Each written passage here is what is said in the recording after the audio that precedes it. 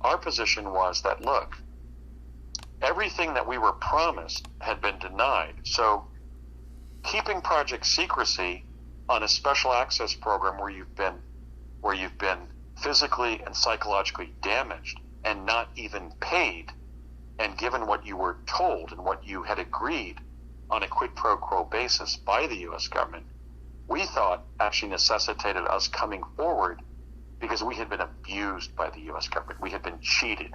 Our constitutional rights had been violated. Our sanctity as sovereign human beings had been transgressed.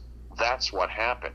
In other words, we weren't just day-tripping whistleblowers who were coming forward because we wanted to, or we were anti-government. We had been lied to and cheated and abused by our government. So if they wanted to maintain project secrecy, they should have kept their words, and they didn't. They didn't keep any of their promises. So we came forward because we felt it was necessary to protect the American people from the direction that the U.S. government had evolved toward, which is the deep state, a U.S. intelligence community and sometimes military violating constitutional principles and the law itself and basic fairness. You're listening to Exopolitics Today with Dr. Michael Salla, your source for the uncensored truth regarding the human, extraterrestrial, global, and political agenda. Click the like button and subscribe to this channel. And now, here's Dr. Michael Salla. Well, it's my great pleasure to welcome Andy Basiago back to Exopolitics Today. Welcome, Andy. Thank you, Michael. Good to be back on with you. Well, now, we've covered pretty extensively your involvement in Project Pegasus from 1969 to 1972. And we talked a little bit about the role Secretary of Defense Donald Rumsfeld played in your involvement with Project Pegasus. And you mentioned that there was a position or a track offered to you as a naval officer that you would have been fast-tracked or facilitated into getting into the US Naval Academy at Annapolis. And that would have been used as a cover for the CIA and the DARPA to continue to use you in projects. So, my question is, why did you decline that? I mean, you were offered that by Rumsfeld, your father supported that, and you were 17, 18 at the time, and you apparently declined that. So can you just kind of walk us through what happened with that whole Secretary of Defense Naval Academy? Michael, just to sort of track this naval thread in my life, I was told when I was about 8 or 9, when I began time traveling for DARPA's Project Pegasus, that I had been made a Navy lieutenant, but no real big matter was made about that.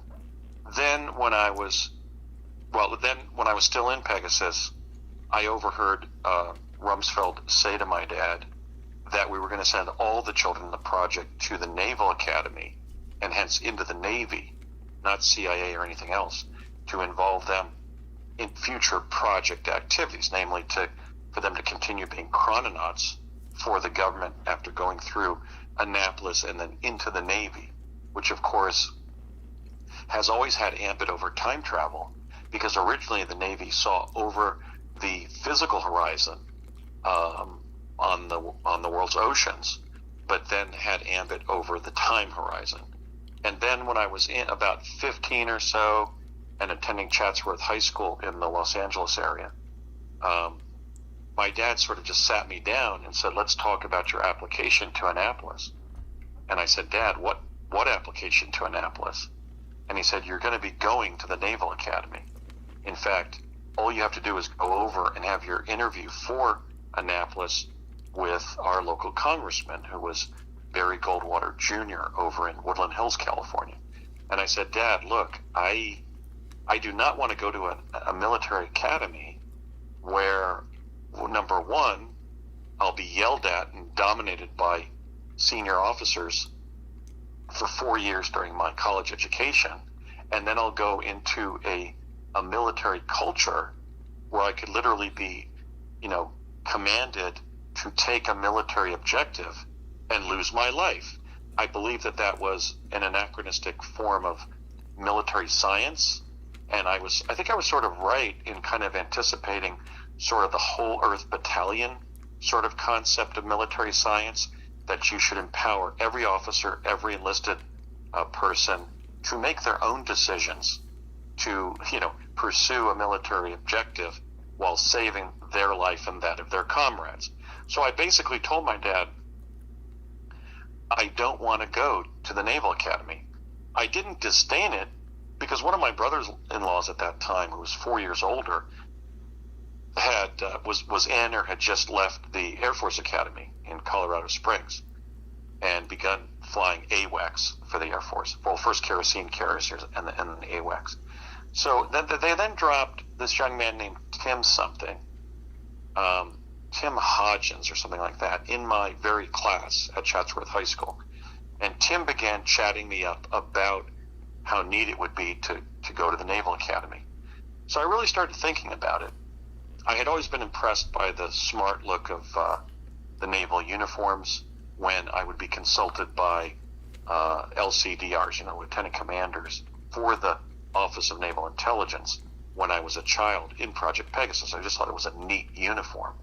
And then so for a period there at age 15 and 16, I began sort of thinking about becoming a Navy officer, because I had sort of been tantalized by the prospect of everything that would involve: a free education, 4 years of work after graduating from the Naval Academy, all of the benefits, educational, medical, and so forth. But then I ultimately begged off from going over to the meeting that was scheduled with Congressman Goldwater Jr. And I got a call from his secretary and said, "Young man, do you know what you just did? Mr. Goldwater is a U.S. congressman, and you just stood him up for a meeting that had been scheduled for you." And I said, "Ma'am, I've sort of had my arm twisted behind my back to do this." But the basic idea was to send us to the Navy.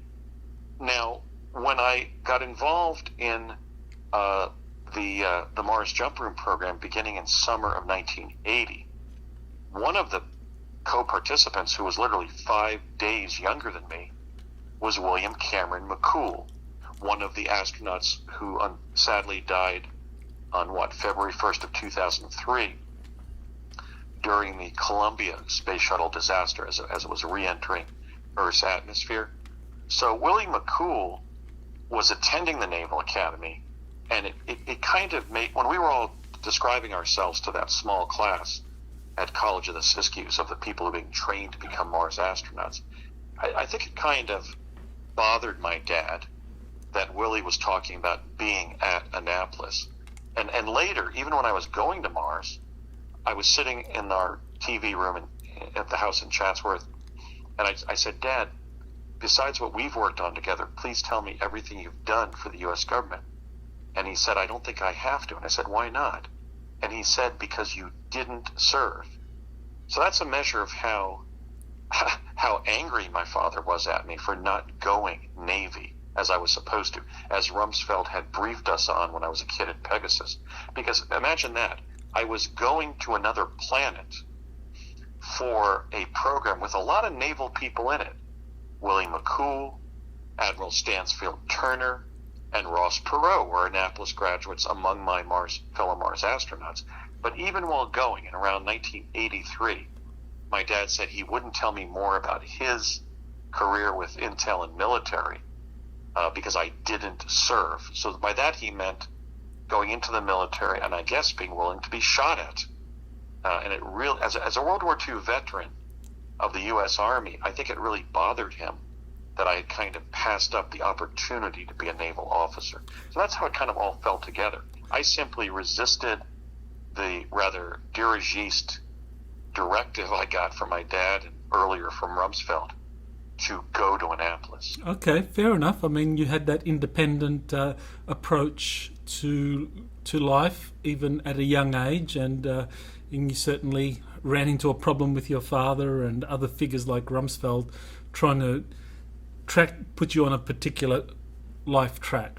So anyway, in 1980, you get recruited into the Mars Jump Room program, and you're at the time studying at UCLA. So why don't you tell us, what exactly happened? You start your college. Yeah, let me go one tick back on that. My freshman year, 1979-80, I went down and studied at UC San Diego as a literature and writing major, which was really my life's dream and still is. I always dreamed of being basically a great American writer like John Steinbeck or Ernest Hemingway or Sinclair Lewis. And I went down to UC San Diego and had a great freshman year, but strange things were happening there that seemed to be certain forms, not so much of training, but of testing me. One time I was drugged with Everclear, a very powerful alcoholic beverage, and dropped off by a number of my dorm mates in a Dempsey dumpster down in Tijuana, and I had to find my way home, even though I had only a passable grasp of Spanish, which I was studying as a literature major at UC San Diego. So there were a number of things that happened in that freshman year that seemed to be exploring whether we can send this individual to Mars and have him cope with novel situations. And then during that year, the second semester of that year, my dad said, Andy, you have to transfer to UCLA.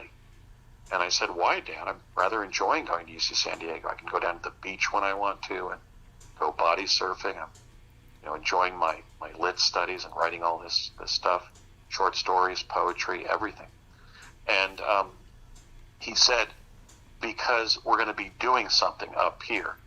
And by that, I know he meant that the Mars Jump Room was down in El Segundo, where from the UCLA's Westwood, California campus, I could just drive down the San Diego freeway, the 405, and boom, I was right there, immediately south of the Los Angeles International Airport, at 999 North Sepulveda, where the jump room would be based. So my dad had me put in an inter-campus transfer. I was going to be transferring to UCLA, and at the beginning of that summer at our house in Chatsworth, he said, we're going to be going on a camping trip. And I said, who? And he said, it's just going to be you and your dad. And I said, oh, really, Dad? Where are we going? And he said, up to Lake Siskiyous. And that was in the living room of our house. And then the strange thing, and there were a number of time anomalies during the next several years related to Mars. Everything reversed and then happened again. In other words, I literally watched my dad walk backwards back into the bedroom part of the house. And then things kind of like sped up and started going directly again, and he walked back into the living room and said the same thing to me. So there was some kind of duplication of time that was somehow involved with this. I still haven't figured that out, what it was. So then we got in the car when he said, and we drove all the way from Chatsworth, like 600 miles north, to Lake Siskiyou, and we spent about a day there. And then the family that moved into the campsite next to us was Thomas J. Stillings, who was then working as an operations analyst for Lockheed Skunk Works in Burbank, California, while living in La Cañada, California, right near my dad's employer, the Ralph M. Parsons Company, the time travel defense contractor of this country. And his young son, about 5 years younger than me, a 13, 14-year-old, William Brett Stillings.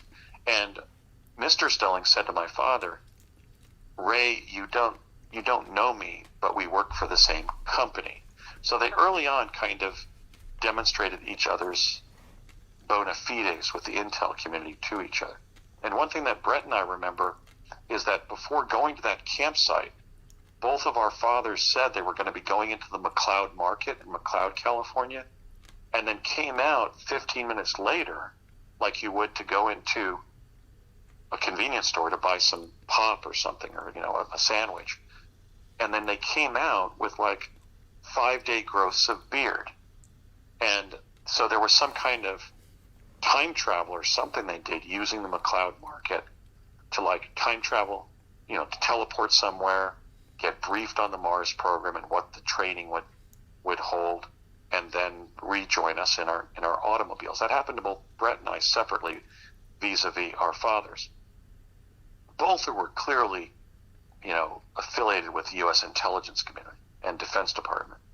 And then we drove up to the campground on the north shores of Lake Siskiyou. And then on the second day, we met each other as a team of fathers and sons. And on the last night, the last Sunday, my dad announced to Brett and I at about 10 o'clock, with all the stars and, Mount Shasta glowing in the distance and all the stars up in the sky, and we're having a campfire there. He says, Andy and Brett, you're going to be taking some classes tomorrow up at College of the Siskiyous. And I said, really, Dad? I thought we were going to have a camping trip and maybe do some fishing, some water skiing. And he said, no, we've brought you up here to take a class up at the college. And I said, in what, Dad? As, Brett's looking on. He said, everything to do with Mars. And I said, why, Dad? I took my astronomy breadth requirement at UC San Diego. I'm not interested in space. I don't want to be an astronaut. Why do we have to take a class involving everything to do about Mars? I want to be continue to be a writer and maybe someday go to law school. And he said, because some of you kids in the program are going to be going there. And Brett and I looked at each other across the campfire, kind of searching with our eyes whether we had just heard what we had just heard.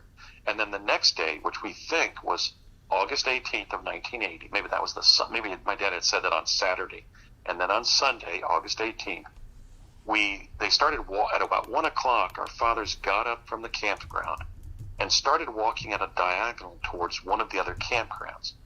So I, being 18 and Brett being 13, scampered ahead of our fathers, and we went into the campsite that they were walking towards, across the way there at the campground there at College of the Siskiyou, or at Lake Siskiyou rather. And the individual who walked out between his two vehicles, or the two vehicles that were parked there, like a pickup truck and a camper, was astronaut Buzz Aldrin. And he came out and said, Andy, Brett, pleased to meet you, fellas. Well, listen, you two are going to be doing something that I did a few years back, and that's go off planet. And let me tell you, fellas, it's going to be an experience of a lifetime. And again, Brett and I kind of looked at each other, because we had sort of, befriended each other back at the campground, and thought, is this Buzz Aldrin? Did we hear what we just thought he said? That we're going to be going off planet in a little while? And that was sort of the introduction of Project Mars. The next morning, we were taken up to the extension building for College of the Siskiyous in Whitecrow, California. In those days, there was nothing around that building, no houses, no shops, nothing. It was just a big outgrowth area of basically a weed California. It was the old Whitecrow. And the people being trained for Mars, some of whom we would go to Mars with, were there. Barry Soetaro, who would later become Barack Obama, Regina Dugan, Willie McCool, Bernard Mendez, and others, and the training officer, Major Ed Dames. So that was sort of the way they sort of didn't really ask us whether we wanted to be astronauts or go to Mars, but sort of tried to socialize us in an inevitable destiny to go to Mars, and that's what happened. So at this point, we need to kind of know, were you asked to sign a non-disclosure agreement? Because this kind of classified program is something that they don't just tell anyone, and certainly not get people involved in the kind of details of it without going through some kind of non-disclosure process. So were you ever asked to sign a non-disclosure for the Mars jump room? Yes, not only that, but there was a long discussion about serving in a capacity where you would help fellow human beings on Earth, and they would never know your name. And Major Dames described that as the greatest form of service, which was a theme that was voiced over and over again with us over the next 4 years or so when we were going to Mars. So we signed a non-disclosure, and they emphasized that this had to remain a secret program. But my position on the secrecy and loyalty oath I signed as a child for Project Pegasus, which was dated, I think, October 5th of 1969 on Department of Defense letterhead, and the form that Major Dames had assigned for Mars. The first one was when I lacked a capacity to contract, and the other one was when they used group conformity and the pressure, peer pressure, to override our consent. So my position is that the signing of that oath was not consensual. If they had wanted to really vet our decision with us and make it independent and volitional, they would have given it to us and asked us to take it back to our rooms or take it home with us and sign it. But they used the very conformity and esprit de corps that they had fomented over several weeks to pressure us into being excited about going, excited about helping human beings on Earth who would never know our names, as it were, and to all join. None of the 12 kids or young people present, then we weren't kids anymore. For Mars, we were, in our late teens and early 20s. None of those individuals there being trained for Mars begged off. And I had been even cheated of my pay in Pegasus. I should have said, well, look, Dad and Major Dames, I'm not going to do this. They cheated me of the very money I was supposed to be paid for time traveling for the government when I was a child. So you think I'm going to make that mistake again? I should have just gotten up and said, well, thank you very much. At the same time, sitting there, wondering whether I should sign the consent to both join and keep everything secret. I thought, if I don't do this, maybe they'll kill me, because we now know that Mars is being visited by the U.S. government. So it wasn't really a volitional act. It was almost like they had intentionally put us between a rock and a hard place. And I felt that the better part of wisdom, just to stay alive, was to go along to get along. Now, can you remember anything about the contents of that NDA for the Mars jump room? Did they describe any penalties if you, broke the secrecy? And was there any kind of formal name given to the classified program, or was it just Can you tell us if it was a formal name given to it? It was never even really called Project Mars or, the Mars Jump Room program. And I think the appellation, the CIA's Mars Jump Room program, was kind of a false description that was given to it in the Truth Movement. It was clearly not a CIA project. There were some people in it who were literally CIA officers like Courtney M. Hunt, who had been in Project Pegasus. My dad had reporting requirements to CIA, just like every other U.S. military and intel agency. But he was DOD and, Parsons. And as I mentioned, Brett's father was Lockheed Skunk Works. Bernie Mendez told me that he was then working for the Air Force. I was given a false identity as a Navy lieutenant commander and so forth. So it was actually a special project. They never gave it the name Project Mars or the Jump Room Program or the CIA's Jump Room Program or anything like that. It just had, you are now entering a program of the U.S. government that is sending Americans to Mars, blah, blah, blah. And it was basically just a request to be in it. We had to keep it secret. And that was pretty easy to do, because whenever we would come back, they would use this memory suppression device on us, known as the American reverse-engineered version of the Soviet LIDA machine. LIDA was a Russian anagram or acronym, as it were, for LIDA. I don't know what those 4 Russian words were. But Dames told us that that's what he was using on us.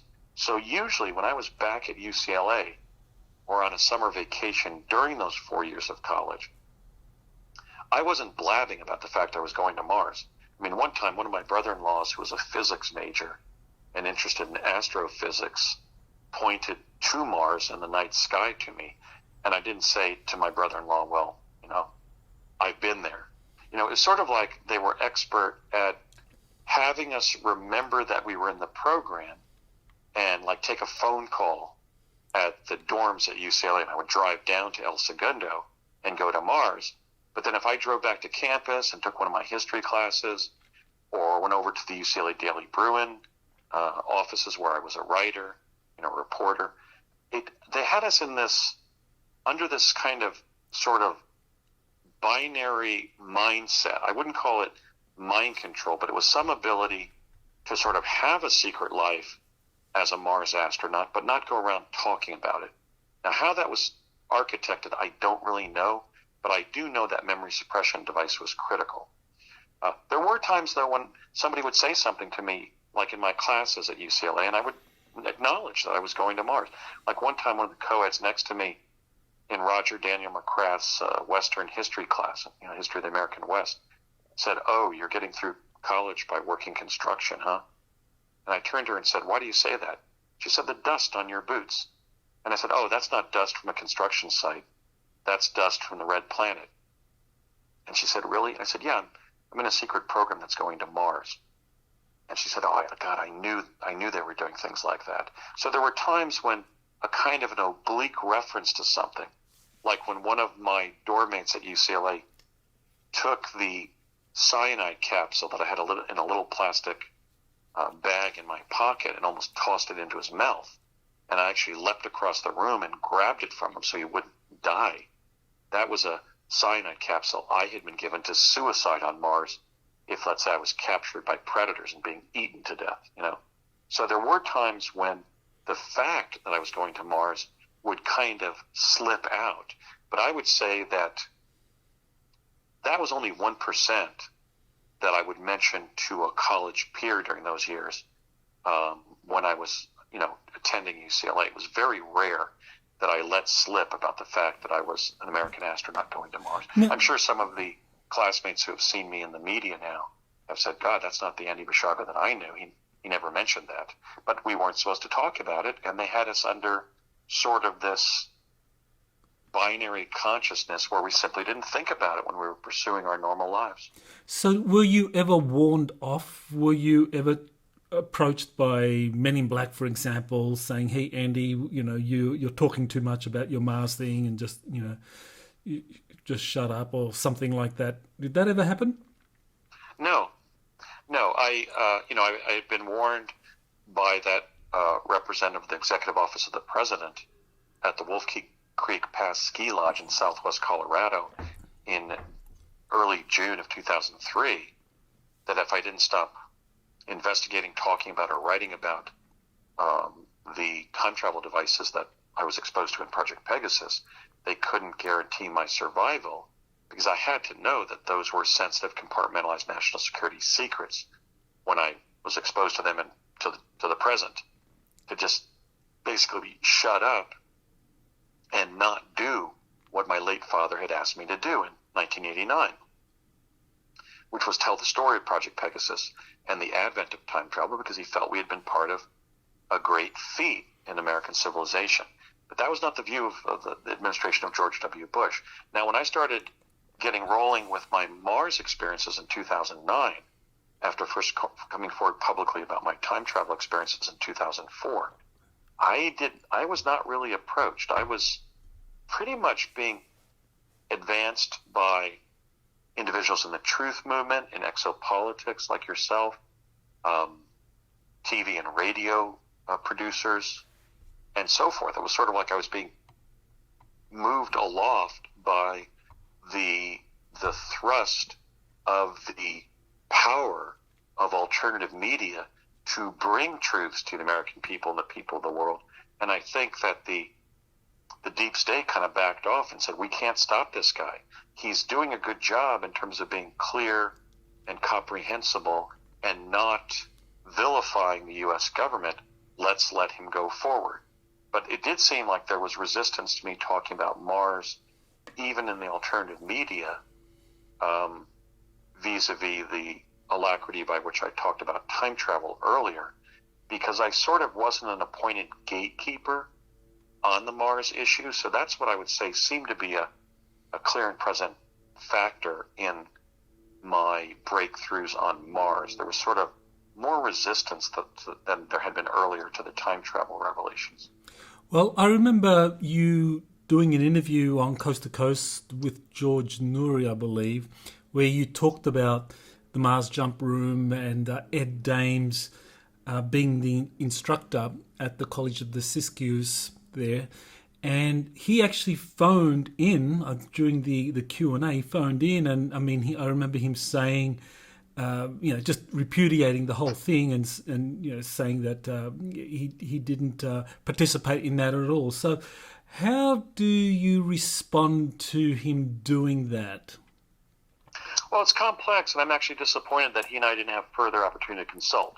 That was the November 10th, 2011 show that I had used to, again, share my own truths and experiences and bring forward my fellow astronaut William Stillings and Laura Eisenhower, the great-granddaughter of President Eisenhower, because she was reporting how she was invited to go to the Red Planet in 2006 and 2007, and I knew that her Aunt Mary Jean was one of my fellow astronauts.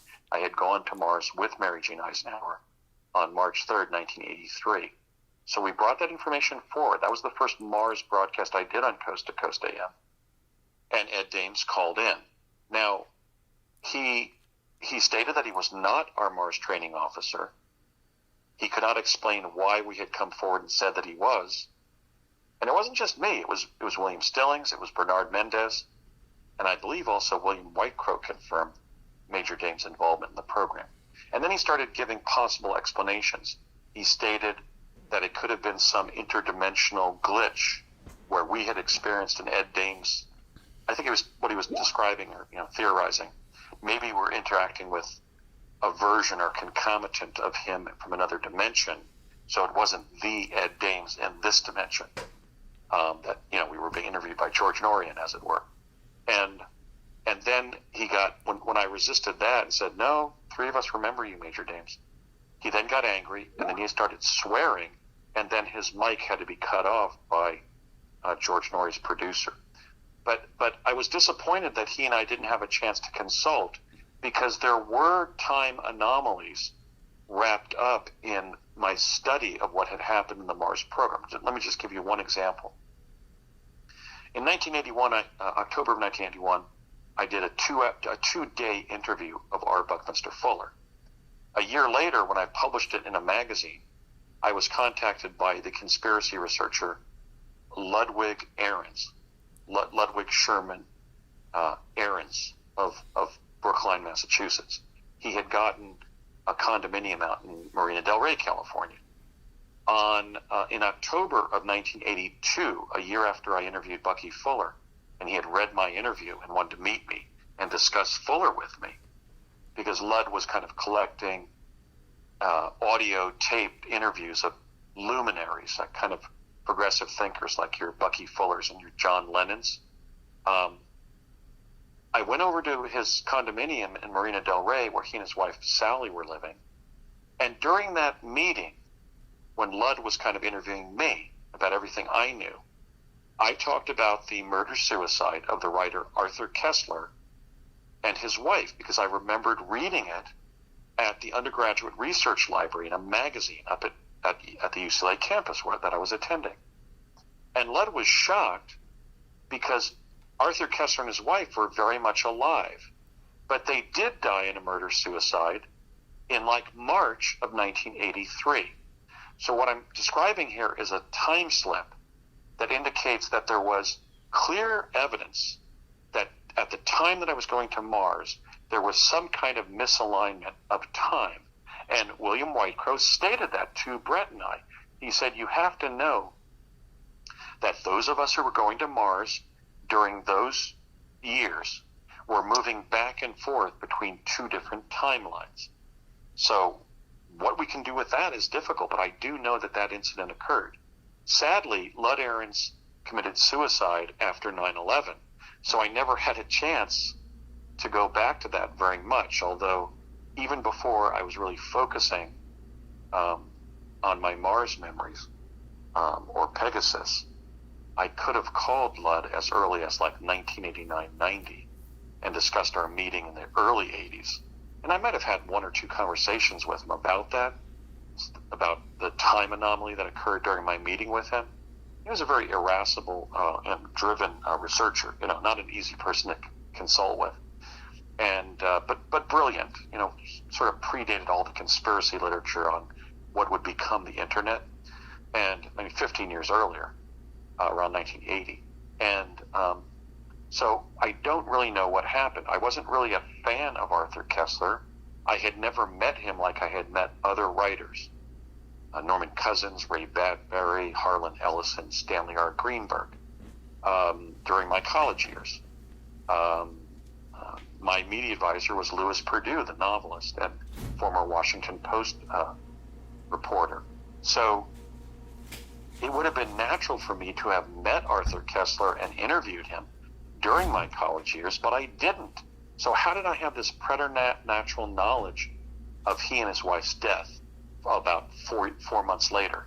But those were the kind of time slip evidence that William Stillings and Bernard Mendez and I sort of started comparing notes with when we got together to discuss Project Mars in around 2010, after I came forward in 2009. So my point there is that I never wanted to vilify or be in opposition to Major Dames. He seemed like a reasonable, intelligent person. I knew of his work in remote viewing beginning around 1982 or 92.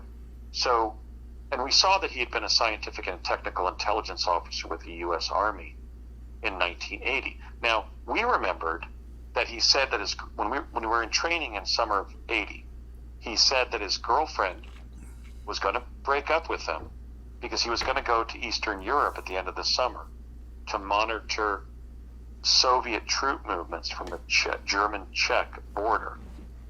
But when he came forward on Coast to Coast AM on 11/10/2011, he said he could not have been our Mars training officer in August and September of 1980 because he was already there. He was over at some checkpoint on the German-Czech border monitoring Soviet troop movements. So I never discounted the possibility that Ed Dames and then Stillings, Mendez, and I disagreed about meeting each other earlier in that summer because we were on two different timelines, and that there could have been something discovered by consulting. Now, I have always kept open or, extended the olive branch of conciliation, of reconciliation with Major Dames to have those discussions of what could have gone on and what could have caused it. I mean, after all, I had worked with Ed when he was very young, and I was very young, on Project Pegasus. He was taking me through the Montauk chair in a secret lab under the auxiliary gym at Los Alamos High School in Los Alamos, New Mexico, in those hidden summers in the early 70s when my dad and I were living in White Rock, New Mexico. He had given me a little bit of mescaline to relax my mind during one of those Montauk chair probes. And, I had come up with things like John F. Kerry running for president. And he said, "Did you say John F. Kennedy?" And I said, "No, I saw John F. Kerry running for president, not as president." So I was actually coming up with actionable or reliable intelligence data in Project Pegasus collected by none other than Major Dames. And we're certain he was our instructor. So we really don't know why he said what he said when he called into Coast in 2011. He could have been lying to preserve his military pension or project secrecy, or it may have been literally a time slip case that should have been investigated by both of us working in collaboration. I remain open to that offer. Well, I know that in doing my research into unacknowledged special access programs, that it's a requirement that anyone that is knowledgeable about that program has to go along with a cover story or deny any involvement. So it's quite possible that he simply just lied because that's what he was obliged to do as a serving military officer with direct knowledge of an unacknowledged special access program, whether it was Project Pegasus or the Mars Jump Room or Jump Gate. That in both cases, I mean, he would have had to deny any involvement to continue to hold his security clearance. Right, and Michael, I think that probably is the explanation for what happened. He sort of stopped talking about it and stopped saying at the beginning of conferences, I wasn't on Mars and things like that, sort of these references to what had happened, when I certainly publicized that we had scoured the past so much. I had independently and then in concert with Stillings and Mendez regarding Project Mars, that we have the name and the hometown of his girlfriend that summer, the first name and her hometown in California. And we were all in agreement that we remembered that. So I don't know how he would cover that up if we just had one person who knew him in 1980 who could say, yes, that was the name of Ed's girlfriend in 1980 and where she lived. So I think that's what was going on, that he was trying to cover up a revelation going on, an illicit threat to operational security and project secrecy. But our position was that, look, everything that we were promised had been denied. So keeping project secrecy on a special access program where you've been physically and psychologically damaged and not even paid, and given what you were told and what you had agreed on a quid pro quo basis by the U.S. government, we thought actually necessitated us coming forward because we had been abused by the U.S. government. We had been cheated. Our constitutional rights had been violated.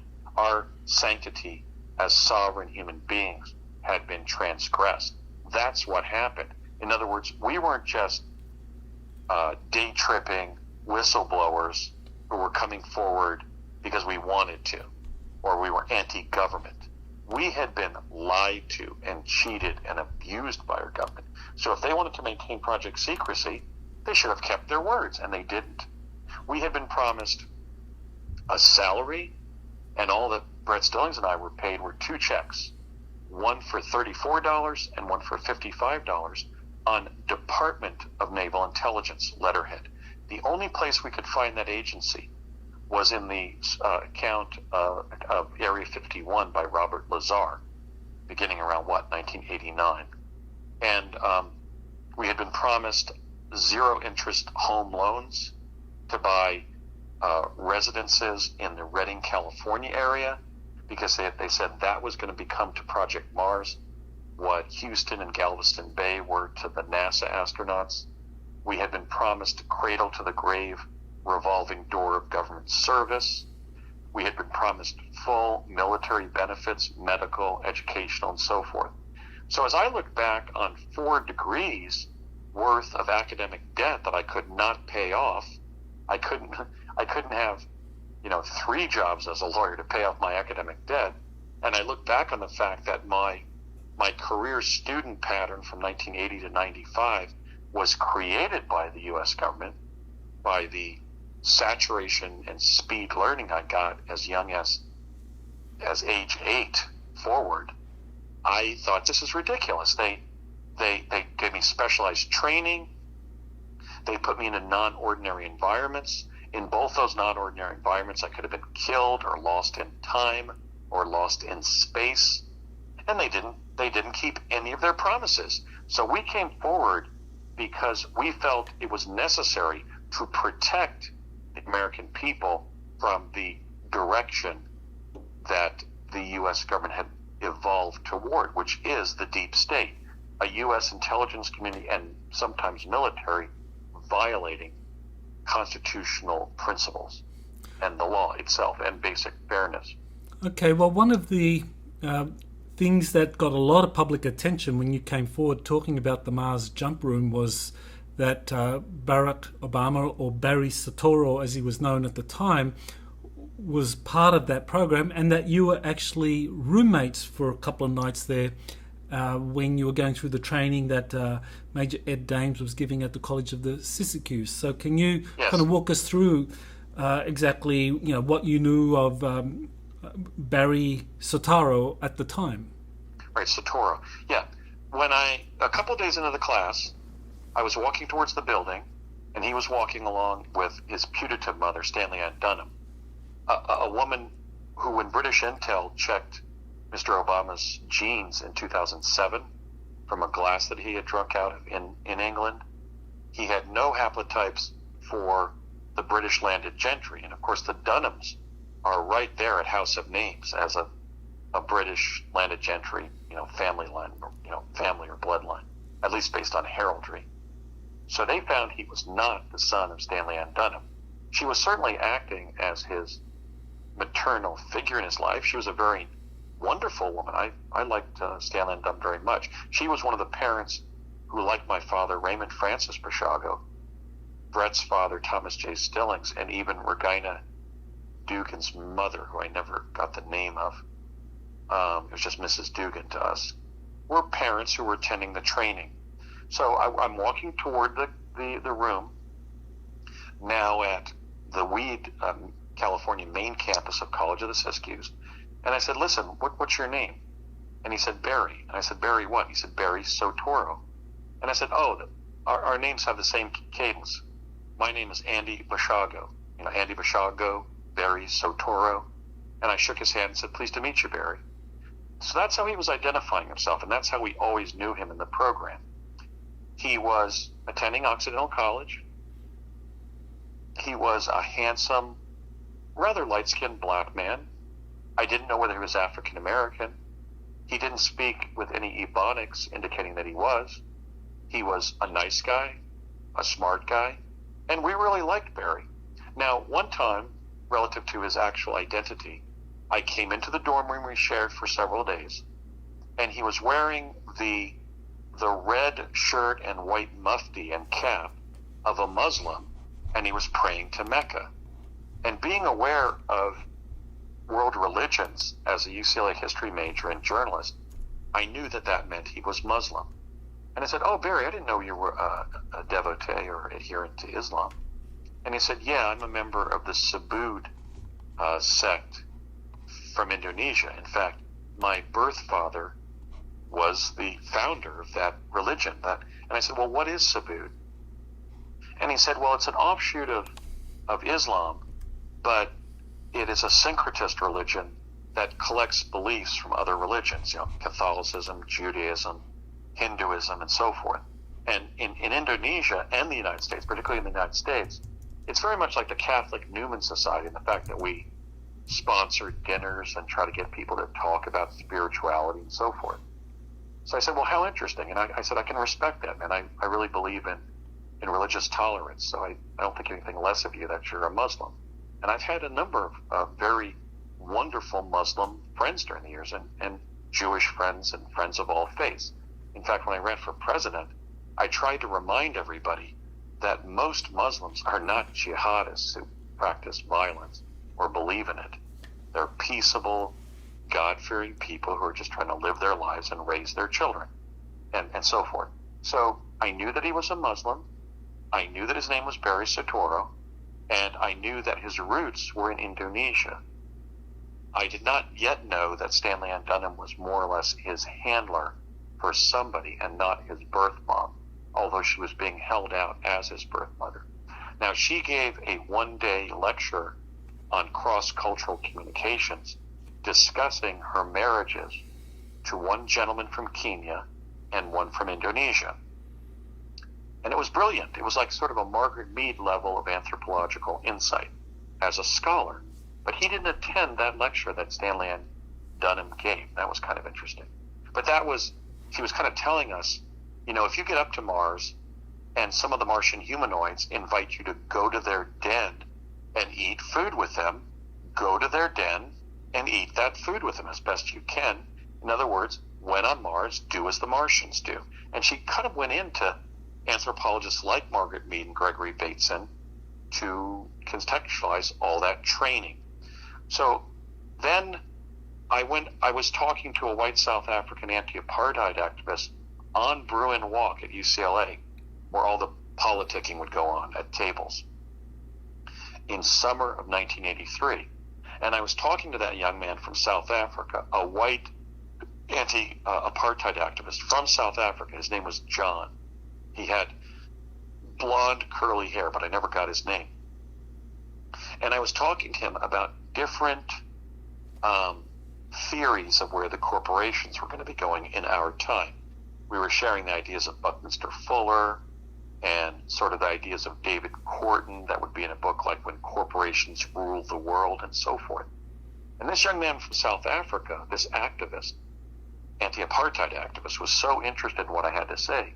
He said, listen, why don't you come over to my rental house in West LA and meet my house guest from Colombia. He will certainly be interested in what you have to say about where the corporations are going to be going in our lifetimes. And I went over there, and Barry Soetaro was his house guest. but he was taller, had shorter hair, was going to Columbia, not Occidental College, and gave me his name as Barack Obama rather than Barry Soetaro. So I didn't even know it was the guy from the Mars program. In fact, after the white South African friend of his, or contact of his, colleague of his, as it were, in the anti-apartheid movement, walked across the rental house, Obama turned to me and said, "We know each other, don't we?" And I said, "I don't believe so," because I literally didn't know he was the same guy from the Mars program. But so the interesting thing about this is that Barry Soetaro had begun using the name Barack Obama by summer of 1983. That was 5 years before he entered Harvard Law School. Now, because other African Americans at UCLA had changed their rather ordinary American English names to very musical and vaunted sort of African names, I said to him, I have to be honest with you. I found that so sort of pretentious and unnecessary when African Americans changed their names as you had, because look, African Americans' ancestors have been here, along with Native American people, more than most other groups, including Caucasian Americans. So I don't think African Americans have to change their name. If their last name is Johnson, it may have been in this country for 400 or 500 years, And he said to me, "No, that really is my name. My dad was from Africa, man. He was Barack Obama Sr., and I'm Barack Obama Jr. But Michael, that was not accurate, because the Barack Obama in Barry Soetaro's putative mother, Stanley Ann Dunham's University of Hawaii class, was Barack Obama Jr. So my point there is that in summer of 1983, President Barack Obama did not know the true history of the Obama family, and he misstated it to me. And I think that supports everything we knew, that he was not an African American, he was not from Africa, namely a Kenyan descended person. He is a dark-skinned Indonesian named Barry Soetaro. Well, that's obviously a very controversial thing to say, because I've read his biography, and like many others, I know that he spent whatever it was, half a dozen years or so in Indonesia, and his mother was married to an Indonesian, and so that was his stepfather, and it's quite possible, and probably even likely, that he did convert over to Islam just to be integrated into Indonesian society. Right, and that's anybody's business. Now, there is the natural-born citizen versus accepting a Fulbright scholar as an undergrad, as a foreign national, that probably put him between a rock and a hard place as president. Now, but as to the degree of melanation in his skin, his religion, his nationality in a general sense, I am not a hater. I've made it clear that, look, I am not pro-white, I am not anti-black. I had a black girlfriend as a senior in high school.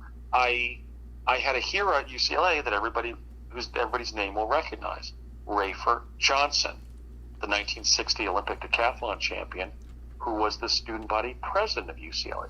Rafer Johnson invited me to his book release in 1997, and I was the only Bruin to graduate after 1970 who was invited by Rafer Johnson to that book signing of his book, Be the Best That You Can Be.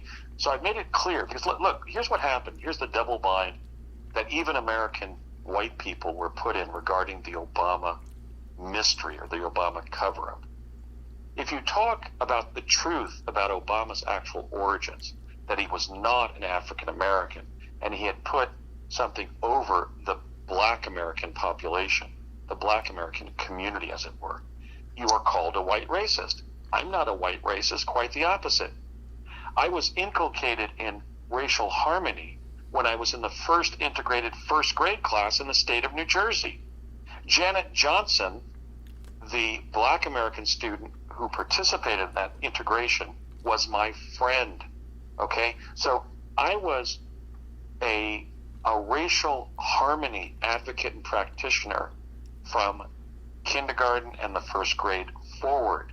I've always had friends from all over the world of every nationality, religion, race, etc. So I decided to come forward and tell the truth about Obama because he made it an issue. He made a joke out of us, even though he had been one of our fellow astronauts. If he had come forward and said, these individuals have come forward, this was a secret project of the U.S. government, and I cannot lie to the American people, we wouldn't have made an issue of his actual nationality and religion and so forth, or the fact that he wasn't an African American. But it was only because by talking about those things, we were showing that he was lying about Mars that forced our hand. But I just want to make it clear in this interview, as I have in others, I am not some white supremacist. I would never even listen to an interview of David Duke. It would disgust me too much. I believe in brotherhood and love. I want to see, Smile on Your Brother, by the Youngbloods, made the national anthem of the United States. Come on, people now, smile on your brother. Everybody get together. Try to love one another right now. I think that we're being harmed by this stupid separatism of every kind that prevents us from being one people, one planet, and getting along with making a better world. So no, we did not come forward because we were Obama haters or haters of black people or white supremacists or just cosmic a-holes of whatever stripe. We came forward because he forced our hand. He is not an African American, and he was not born in the United States. And that was part and parcel of the Obama cover-up. He had to either admit that he had violated federal law by accepting a Fulbright scholar as an undergraduate or not natural born. So he had to be forced out of the White House, be forced out of the presidency for either committing a felony in terms of the way he accepted the Fulbright or admitting he was not natural born under the Second Amendment. So it wasn't really our doing, it was his pursuit of the presidency that complicated everything. Well, and then his lying about Project Mars that made it even more complicated. Well, that is a very controversial topic. I mean, to say that Obama was not the natural child of Stanley and Dunham, and therefore his whole presidency was fraudulent. I mean, that's a lot of controversy there. But just let me point out here that in your defense, I know that Wayne Madsen, a former National Security Agency analyst, I mean, he actually did a lot of research into Obama's background, and he did find a clear link between the CIA and Obama, Stanley Ann Dunham and her family. So I think that's something that's largely uncontested, that Obama, there's a lot of controversy about his background, and that the CIA was very much a part of that. And so I think he was an operative, or used as an operative by the CIA, which, I don't know, that raises a very interesting question. Is he, or was he the first, well, I guess he wouldn't be the first CIA-installed president, but still, I think he was someone that the CIA had a big hand in installing. And of course, you've talked about Clinton prior to that, so... Right. Michael, to be fair, I am repeating the claim that the British found he was not the birth son of Stanley Ann Dunham. I don't know that, but I do know that he said his name was Barry Soetaro.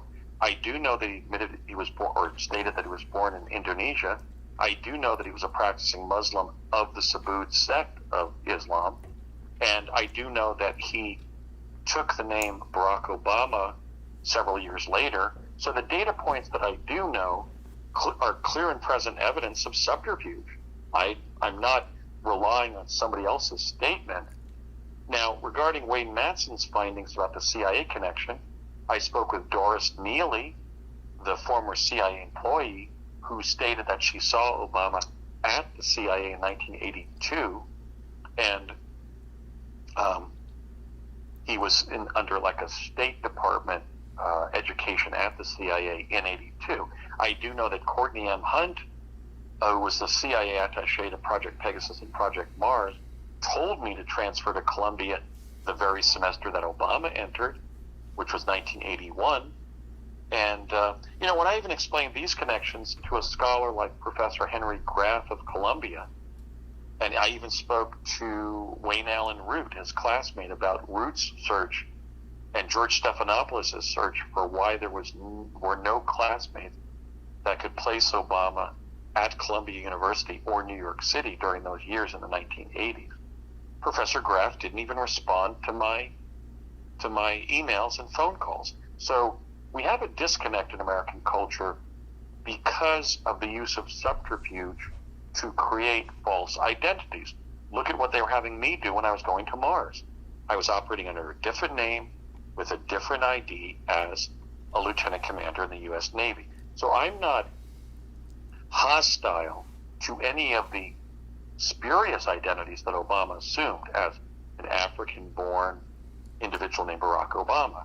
But I just think it's fair to the African-American community, for example, and the Americans who trace their ancestry and even possibly concomitants of their life situation to slavery, Jim Crow, and invidious discrimination, that Obama is not from that ethnic group. That's deception. That's putting one over on the black community in this country.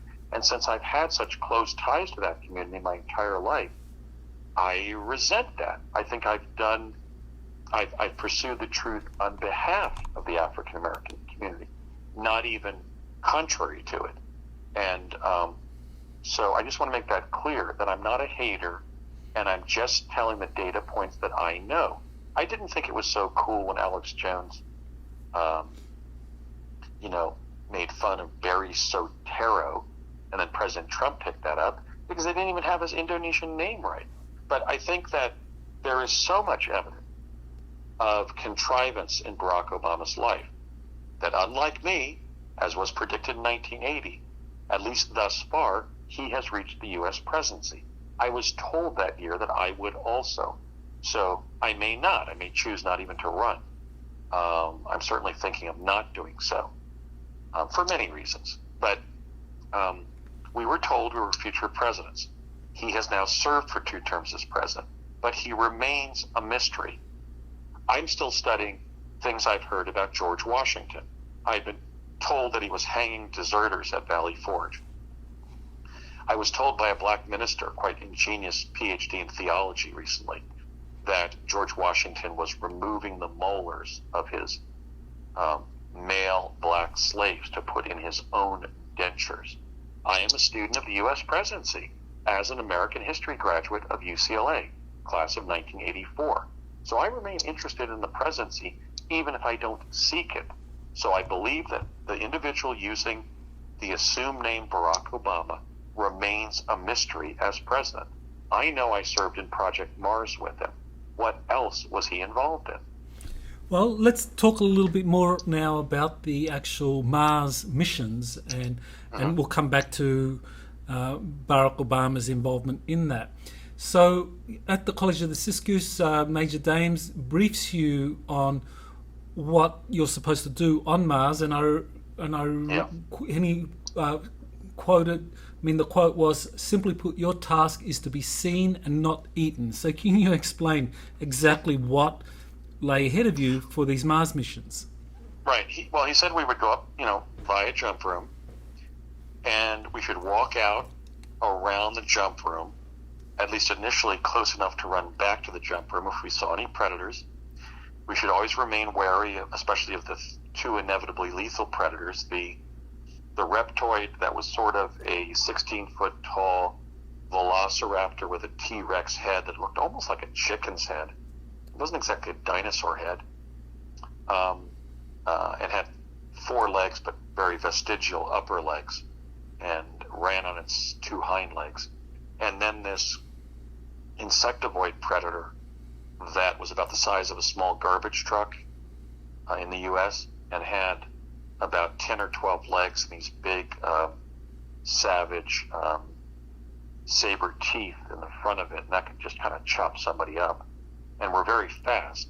So we had specialized training that if they did corner us and were going to eat us, to try to run around in zigzag patterns to tire them out, make them just get disinterested and walk away and not eat us.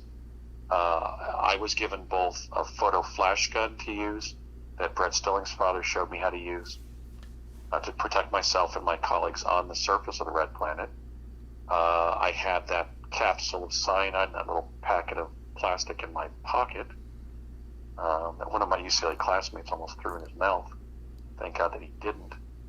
That would have been tough to explain why he had suicided with that. And we had an experience with this pod, metallic sort of square or with oblong edges kind of pod that we might be living on on the red planet. We had instruction in this sort of staccato way of yelling something. Like one time, Regina Dugan said something like a cup on a bar stool sitting there. When Ed just put a cup on a bar stool and asked her to quickly yell what it was in a staccato voice. So we received this kind of specialized training to yell something very staccato and very accurately and quickly. So when I saw that gray ET on the roof of the jump room on Mars called the Corkscrew, as I was walking out at night or the late evening in front of Courtney Hunt and William Stillings, I quickly yelled, "Court, Brett, a gray on the roof observing us." So we got a couple days of that kind of training, how to run around in zigzags if we were cornered. We were given ethical training that if we did not want to, for any of us who were armed, there were two considerations about our weapons. One is there was 3 settings on this photo flash gun. On the right was heat or stun. The middle one was stun or heat, and then the setting on the left was kill. So we could either kind of stun, burn, or kill a predator with this, or a Martian humanoid for that matter, with this photo flash gun. So we received ethical training that, look, if any of you young people want to go up to the red planet and have to kill a Martian humanoid or animal and don't want to, from an ethical perspective, we are entirely comfortable with your choice if you want to accept your death rather than impose theirs. That, in fact, was the ethical training inside the U.S. intelligence community about these voyages to another planet. It wasn't go up there and kill whatever you want. And in fact, when there was a British astronaut who was doing that, we actually reported him to the program. We got his name and we said, this individual from Britain is shooting anything he sees up there. And how is that good for our civilization? How can that cause the Martian humanoids to trust us? It might put us in danger as predators landing on their planet. Violent creatures that are killing the Martian humanoids and animals up there. So we actually put one of the British astronauts on a report. The other consideration that is, even if we use the kill setting on the far left of the photo flash gun, that it might not take down the big predators. It might just antagonize them. And Ed Dames said it might even cause them to eat you slowly to cause a maximum amount of pain while they're devouring you. Well, so with such large predators, you would probably imagine there'd be like a ratio of maybe 101 in terms of like herbivores or prey for such large predators. So did you see any kind of herbivores or prey in addition to the predators there on Mars? What did they look like? Well, I saw animals both in my training and on the surface that were exactly like modern animals on Earth, like cows and pigs and rabbits, for example. Different kinds of ungulates like deer, as if they had been put there recently from Earth or maybe in antiquity or just common descent from common ancestors on panspermia or intentional placement there by whoever populated Earth with animals and humans and so forth. Some were animals that presently existed on Earth. Some were animals that once existed on Earth but were extinct. And some were hybrids of both living and extinct Earth species. Now, there were only about 30 major ones. A couple times we saw the Martian humanoids like taking down a water buffalo creature and towing it on the ground to bring down into their underground dens and devour. But my overall impression, now Ed Ames may have covered this in the lectures about the biology of Mars, but my impression was that Mars has a climax population, essentially where meat eaters are eating other meat eaters.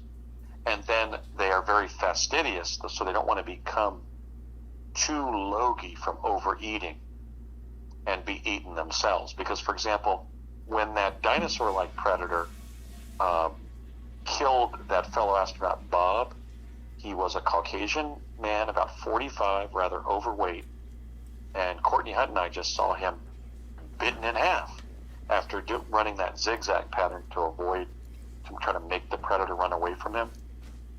He was up on sort of an arroyo, and we heard him yelling, hey, over here, over here.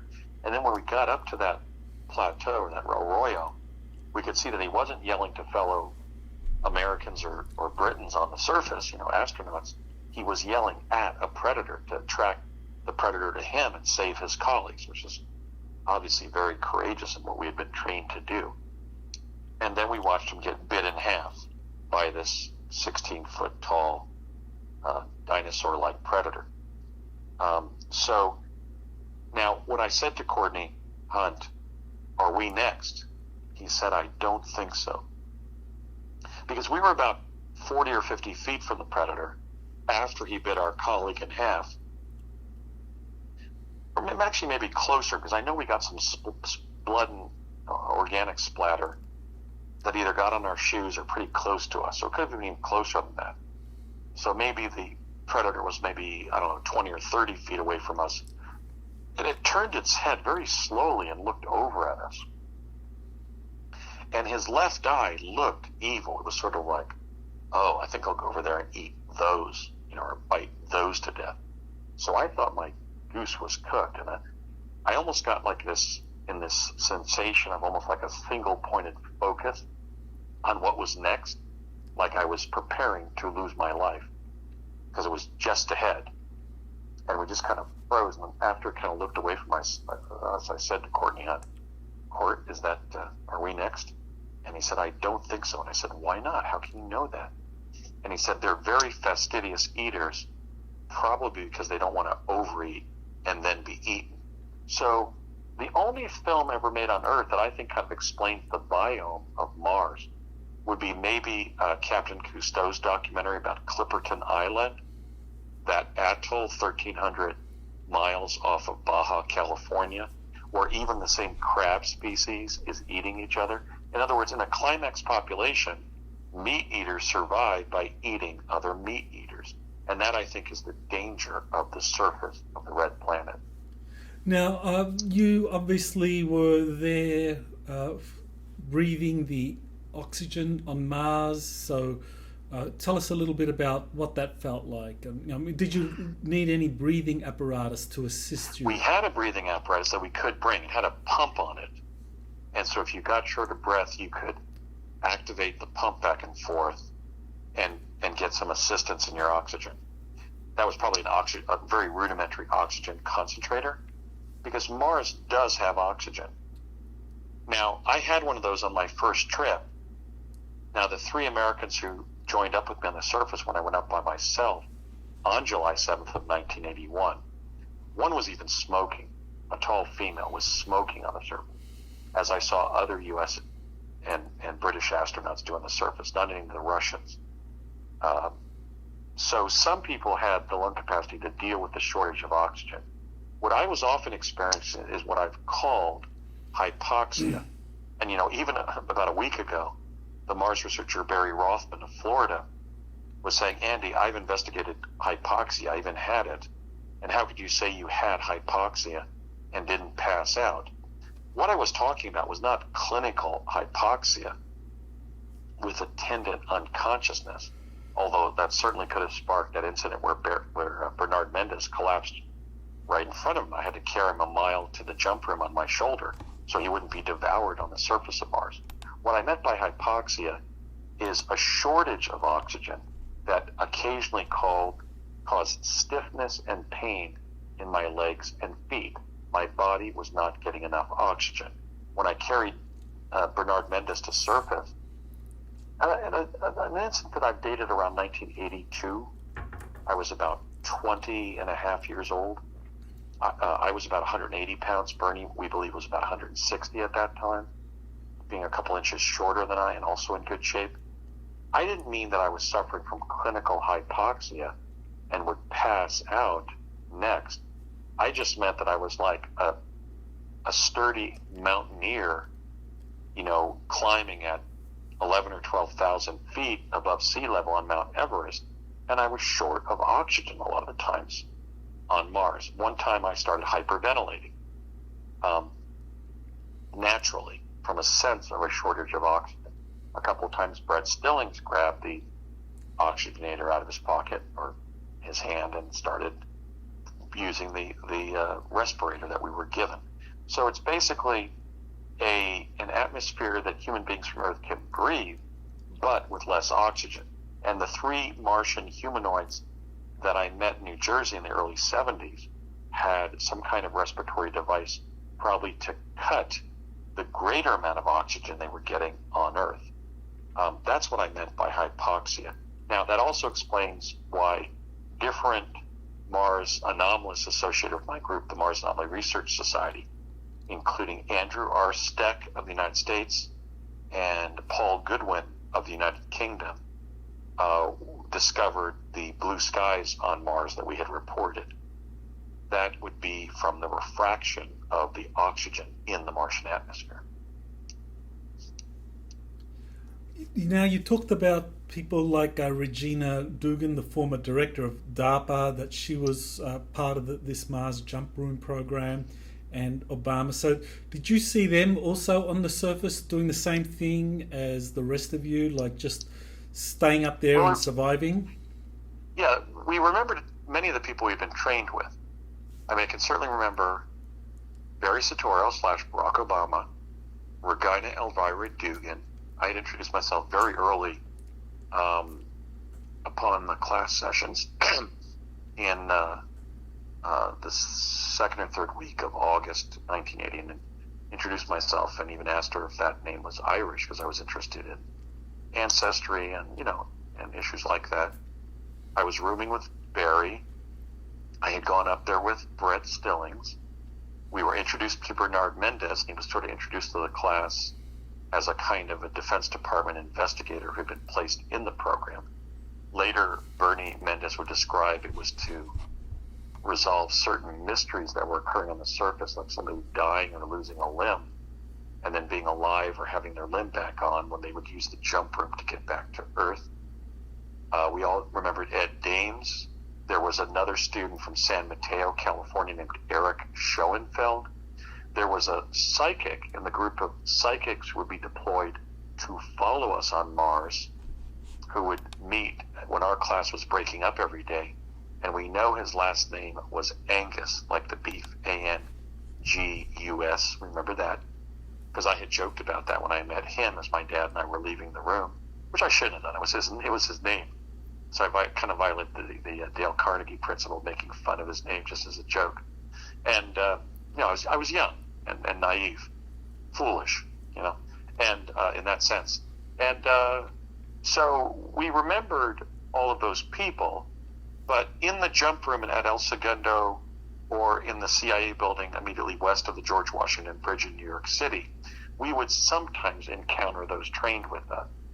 It might be Obama, it might be Stillings and Obama, it might be Dugan and myself, or Dugan with Obama. They were always sort of mixing and matching all the trainees.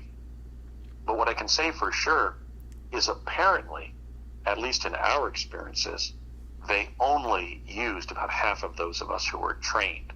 So the others were either assassinated or begged off or were not used because of their weight. One of the concerns I remember being told about is that we had to try to control our weight and the amount of adipose tissue in our physiques, because the heavier we got, the fatter we got, the more at risk we were to be eaten on the surface. In fact, that first death I saw on the surface, Bob, was a rather corpulent 45-year-old, certainly fatter than I ever got it at any age. This has to kind of be said, and you can respond to this, but I know a lot of people, when they hear this, that people are trained to go to Mars and they go up there and they're just told to just kind of stay on the surface, run around, zigzag and evade predators, and you have a flash gun to protect you if you feel ethically obliged to defend yourself. That sounds so ridiculous that it makes your story hard to believe. So, how do you respond to that? Well, first of all, the photo flash gun wasn't introduced right away. I was shown its existence and how to use it by Thomas J. Stillings over at the Stillings home at that time in La Cañada, California, in like summer or fall of '83. So we didn't always have a weapon to defend ourselves. Now, when we were given it, we were told we didn't have to use it if we didn't want to kill humanoids and animals at all, as nonviolent, those practicing nonviolent resistance. I mean, I had taken Gandhi in nonviolent resistance at UCLA during those years. So I was a bit of a pacifist. They must have known that because they must have had my academic history, my unfolding academic perspectives and classes. We could use it, but we were also told if you do use it, it might not work to do anything but antagonize the largest predators. We were also given not only the training to run around in zigzags if we couldn't get away from the predators, to try to, or told how to really just run like hell if we could, like Brett and I did one time with one of the insectivoid predators, and it succeeded. We got away from it. But that if it didn't work to run away from them or run in zigzag patterns, then we could just sit down and allow ourselves to be eaten. But if we didn't want to be eaten to death or bitten to death, some of us had the cyanide tablets in our pockets. So it was actually a very integrated and commonsensical approach to young astronauts being in harm's way constantly on another planet. We couldn't just get to the jump rooms and come home. In fact, we would have been lucky to get, as we started to expand beyond the jump rooms in this process of sort of exploring and walking around the surface, sometimes the closest jump room was more than a mile away. What's that, 5,280 feet? So we would have been possibly bitten or killed by a predator if we didn't get back to the jump rooms fast enough. The time that Brett and I ran at our highest, our fastest speed to get away from that insectivoid predator, we were really exhausted. And, I was like 20 at that time, and Brett was 15. So we were in peak condition as young men, and we did get away. But we were like people who had just run the 10,000 or a marathon or something. We were utterly exhausted. So actually, I think those factors are completely Can you maybe explain profile. that? Can you just explain what it would have been like running on Mars? At peak velocity. I mean, you've been trained on Earth. You've been given descriptions of what you're going to encounter there, and then you go through the jump gate. You're on Mars, and then you're told, okay, zigzag and run away from these predators. So how do you do that? I mean, how do you run away and zigzag on Mars if the G-force is a third? I mean, wouldn't you just be stumbling all the time? Well, first of all, we were told you could just flat out run away if you think you can you can beat it and get away from it, or you're not going to trigger it to chase you, like many predators will, like the predators that attack humans on Earth, like grizzly bears and mountain lions. Right, but if I'm running away from a grizzly bear or a mountain lion, the muscles in my leg have the memory of how to balance and how much force to exert so that I can run away. But on Mars, I mean, your leg muscles wouldn't.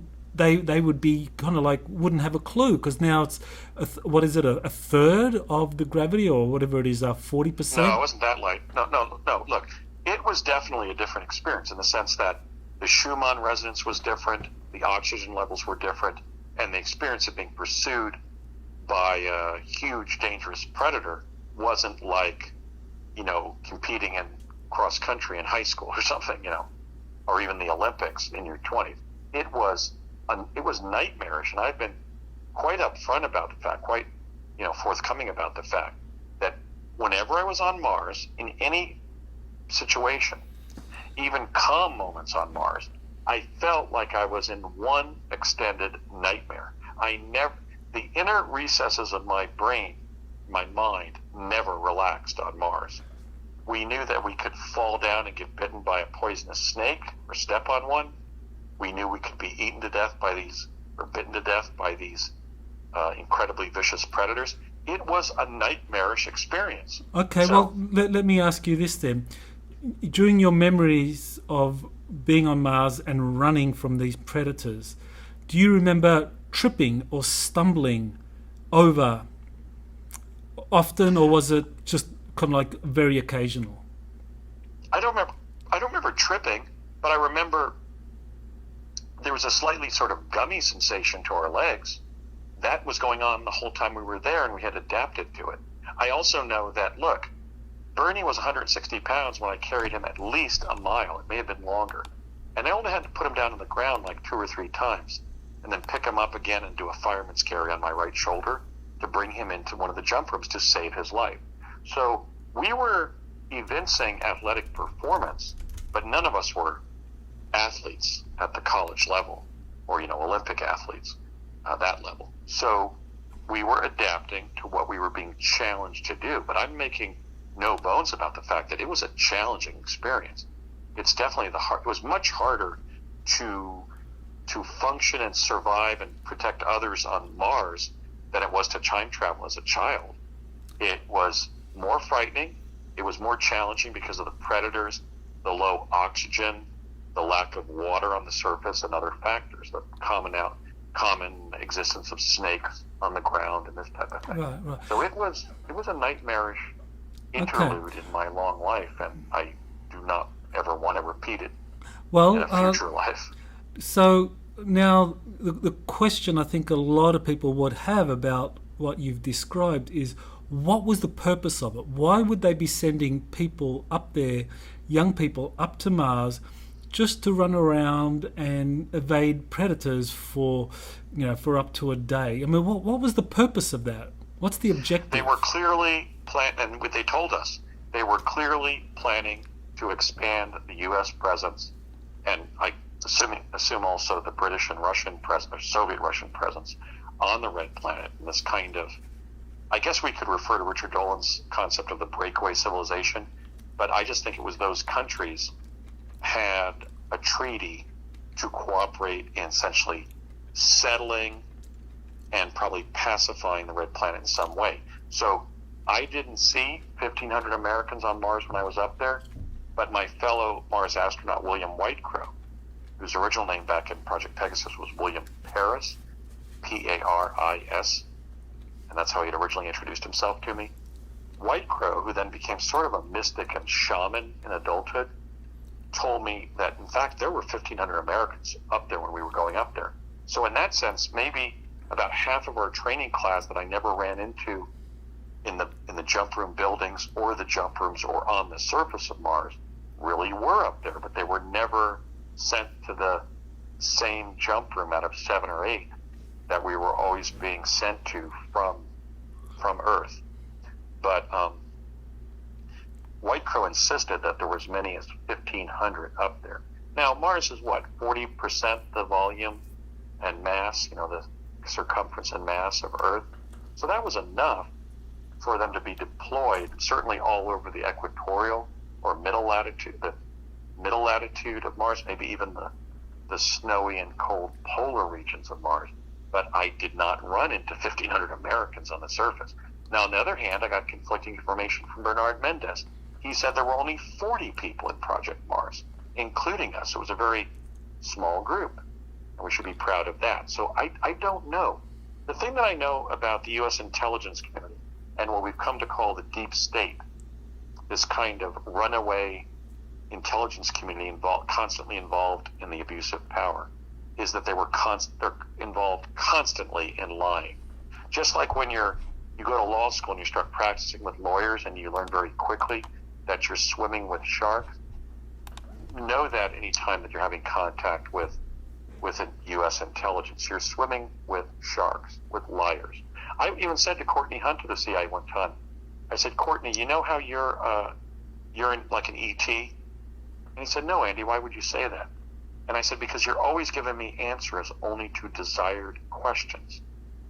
In light of the fact I'm going to another planet for the U.S. government, and you're looking at me sometimes when I ask a straightforward, logical question and you're not answering me. Mm-hmm. It's like the U.S. intelligence community and what has become this runaway disaster known as the deep state has elements of sort of cultism, dishonesty, delusion, deception, and almost like a paranoid view of communication. So they're constantly screening the information they're sharing. And as a result, they were tantamount to lying to the Mars astronauts, even when they were just not telling us the truth. That's what it became, basically, was an extended game of liar's poker where the military and defense and intel people we were having contact in the program were lying about us. That may have continued into, 25 years after we stopped going to Mars with the performance of Major Dames on Coast to Coast AM. Well, I know that there have been 3 people that have come forward and verified what you've said about these trips to Mars. I've heard them talking about it. Brett Stillings, William Whitecrow, and Bernard Mendez have all come forward and independently verified that, yes, that there was this Mars jump room program and that they were involved in it. Now, unlike the other 2, though, Bernard Mendez had another explanation, was that he said that rather than physically being taken to Mars, it was actually a simulation. And I would kind of like say that maybe he is correct that it was a simulation, because the answers you gave to, just being able to run around and jumping and all of that on Mars, where the gravity is like 60% less than on Earth. I mean, if you just go there without any physical training and you start running on Mars with a gravity of 60% less than Earth, I mean, you will just start stumbling and falling all over the place because your muscles won't know how to do it. And so maybe Mendez was correct with his simulation hypothesis. How do you respond? Well, let me clarify a couple of data points here. First of all, 4 of my colleagues confirmed working with me on the surface of the red planet, the 4th being Ken Johnston, who has extensive proof of his connections to NASA and projects Mercury, Gemini, Apollo, Skylab, and the Space Shuttle, as well as being on Mars. And then their confirmations back vis-a-vis me are 8 points of contact. So it's really 5 fellow astronauts have come forward in addition to Laura Eisenhower describing being invited to go but begging off. Now, what I'm saying is that from the beginning I have been dedicated to the truth. It wasn't Bernard Mendez who developed the theory of the synthetic quantum environment or simulation theory being the explanation. It in fact was Bernard Mendez and myself. And in fact, we gave a lecture together in Vancouver, BC in 2012 to that effect, which I believe might be on the internet. But in any case, in trying to resolve the anomalies of what realm we were visiting, we were asking whether the jump room device was essentially more interdimensional rather than interplanetary. And that's what we meant by the synthetic quantum environment theory. So I don't necessarily think that was proven because, for example, one time when Brett Stillings and I were walking across the surface, we looked up and we saw the Martian moons Phobos and Deimos right above our heads, and far up in the sky, but above us. So if it was either a virtual reality or this kind of synthetic quantum environment simulation, it was very good in simulating the real Mars. I think if it was not the interplanetary Mars, the one up there in the night sky that Elon Musk is trying to send people to, in real time. I think it was probably more of an interdimensional penetration, like some of these science fiction novels. Remember that kind of almost sort of soft porn classic, Blade, by Richard Lord, where Blade would get in this contraption, this box of some kind, and then step out in a different dimension in reality? That, I think, is more accurately the explanation of the interdimensional theory. Not that we were still on Earth thinking we were going to Mars, but that what they thought was Mars was some Mars-like terrain in another dimension, that it was actually an interdimensional device that the aeronautical repositioning chamber was working. And that may go to the multiverse. Certainly the involvement of Howard Hughes and my contact with Howard Robart Hughes has been validated and supported by an Air Force general who has studied the life and times of Howard Hughes, and that's Mark Music. He, in fact, has written the foreword to my Mars memoir, confirming that the 4 or 5 major data points that I have provided about Howard Hughes could only have resulted from working with him. So if we assume arguendo that was the real Howard Hughes and that those memories are accurate, we have to give credence to the fact that Hughes was on the project, and advanced military and intel applications like the Glomar Explorer were his forte as a brilliant engineer and inventor. So he would have had ambit over one of these almost sci-fi type interdimensional devices to literally take us into another reality. Because, for example, even on Project Pegasus, yes, I was traveling interdimensionally, but on Earth. The advance they seem to have made in the intervening 10 years was the penetration of other realities, non-ordinary environments. And that's what both I and Bernard Mendez were trying to frame with the theory of the synthetic quantum environment. Well, it's definitely very plausible that there was some kind of interdimensional component to this. But, I think that it's also very possible that there was some kind of elaborate simulation involved here, because I just can't wrap my mind around the fact that people would be sent to Mars to evade predators without any kind of training for how to handle the lower gravity situation there, because you just can't be transported to Earth to Mars and be expected to run and escape capture. If you're in a gravity field that's 60% or something less. I mean, to me, and also the lack of overall objective to this in terms of what was being achieved by having you there. Well, we knew what we were trying to achieve, and they had told us we were Mars explorers. We were astronauts. Look at the silly things that the 12 Americans who were sent to the moon did. They got out and one of them shot a golf ball. They drove around in a golf cart-like contraption, the lunar rover. In other words, that's what you do when you're tenderly acclimating people to a new world. We weren't just there to be seen and not eaten. That was the initial experience that we knew would be part and parcel of the experience. But we then started doing more on the surface. Like one time, Obama and Mendez and I dug a hole. So we were actually exploring. One time, Courtney Hunt and I met one of the original Martian humanoids, the Homo Martis Martis, who looked sort of like a haunted sort of Marty Feldman from Earth, but even sort of spookier and more non-ordinary than that in his physiognomy. And he took us down into his lair, his residence under the surface. So we were being introduced to Mars for future deployment there. And I think I alienated my dad and the government when I just said around 1984, hey, this is it. I'm not going up there anymore. I don't even know, in fact, if Brett Stillings continued to go. He said he did after 1984. So, no, it wasn't just to be seen and not eaten. That was just a joke Ed Dames made during our training. But then as the program transpired, as it carried forward, we did a number of things up there that involved nothing more than being seen and not eaten. he was just saying that as a joke to remember that whenever we were up there, we could be eaten, but we had to learn about that pod that we might be staying in.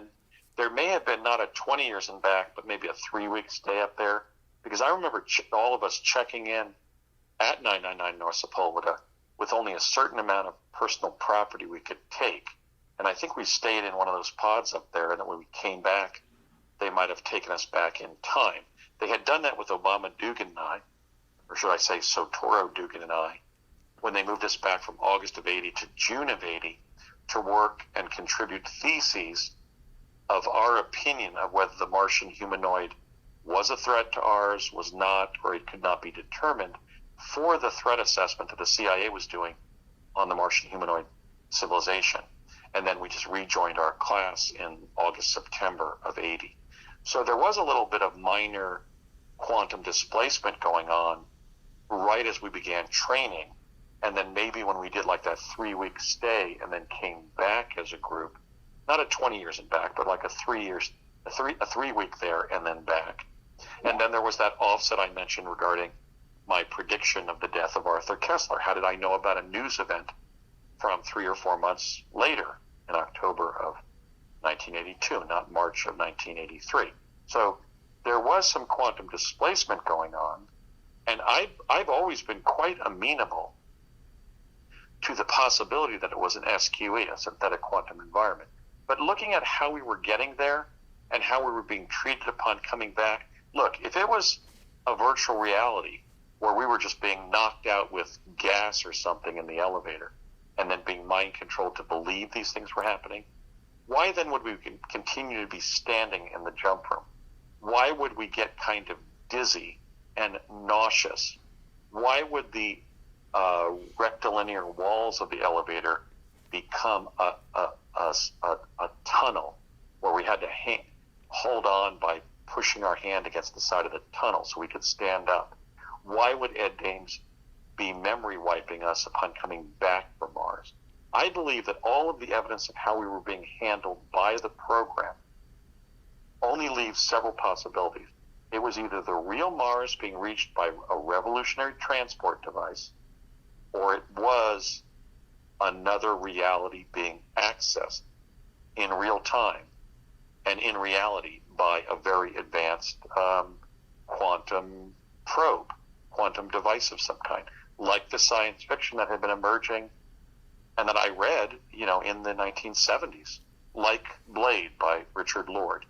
It's got a few kind of soft porn chapters, I think, to interest young men to think about that, but it was pretty much close to that kind of scenario, that this individual was kind of like a bodybuilder who was entering this room and then going to another dimension. Maybe that's what we were doing. So it could have been not the planet Mars in the sky, but a Mars-like reality, or even the Mars concomitant in another dimension. I'm certainly amenable to that explanation. But it happened. We were there, boots on the ground.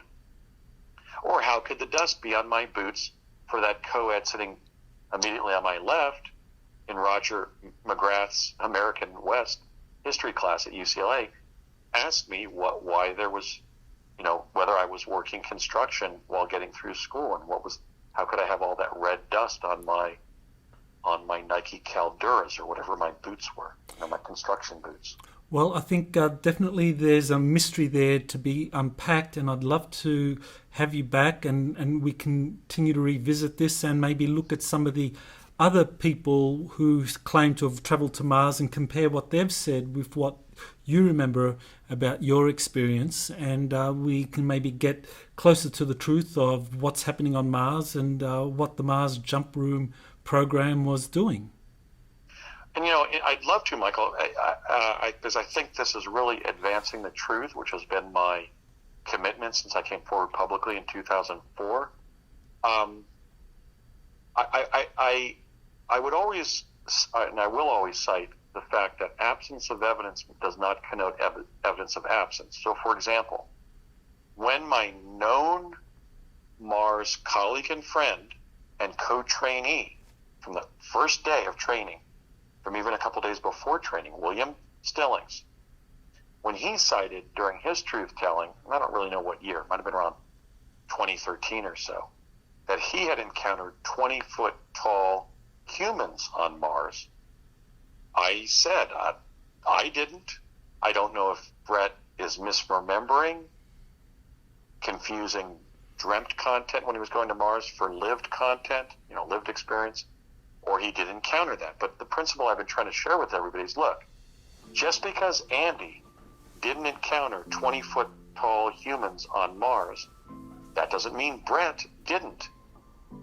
Because even as Rumsfeld said, we know what we know what we don't know, but we don't know what we don't know.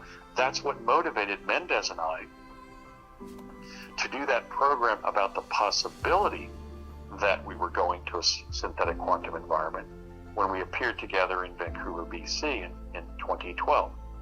I think we all have to start adhering to the truth and the truth of our experiences, not our beliefs, not what other people are saying. I've often said we have to shape our beliefs based on our findings, not our findings based on our beliefs. And many times people are arriving at their understanding of reality by rumor, by hearsay, by false allegation, where other people's science fiction fantasies, for whatever reason, dreamt, imagined, intentionally made up, or whatever, are shaping their worldview. So well, we will actually revisit this, because I think that is going to be very important to kind of find out what is really happening on Mars. So Andy, I look forward to having you back on Exopolitics Today and us diving more into this Mars material and how your testimony and experiences compare to others. So I want to thank you for being on the show, Andy. Thank you so much. I look forward to our future discussions. You have been listening to Exopolitics Today with Dr. Michael Salla. Please remember to like, share, and subscribe to this channel. Join or start a conversation in the comments. Take the time to explore the vast library of best-selling books, webinars, and podcasts by Dr. Salla. Visit exopoliticstoday.com.